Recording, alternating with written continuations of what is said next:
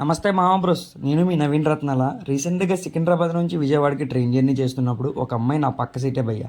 Oh God thank you. ఎలా అయినా సరే పులిహోర కలిపేద్దామని అనుకున్నా.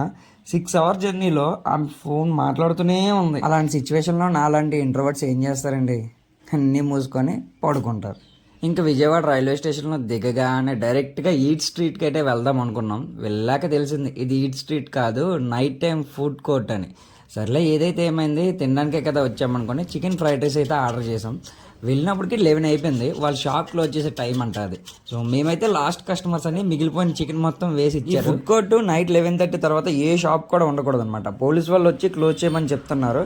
అండ్ ఇక్కడ రోడ్ పైన పార్సిల్ చేసిన బిర్యానీ రోడ్ పై నిల్చొని అమ్ముతున్నారు. ఇది ఎవరైనా కొంటారా అని డౌట్ వచ్చింది. ఎనీవే మా ఫ్రైడ్ రైస్ అయితే వచ్చేసింది. టేస్ట్ మరీ అంత హైపేం లేదు, పర్లేదు, ఆకలితో ఉన్నాం కదా అలా మేసేసాం. నేనైతే ఎవ్రీ టైం ఈ జంక్ ఫుడ్, ఈ ఫాస్ట్ ఫుడ్ తినే ముందు అరే ఇదేరా లాస్ట్ టైం, మరి ఇంకెప్పుడు తినకూడదని అనుకుంటా. కానీ అది అవ్వదమ్మా, నిజంగా అది అవ్వదు.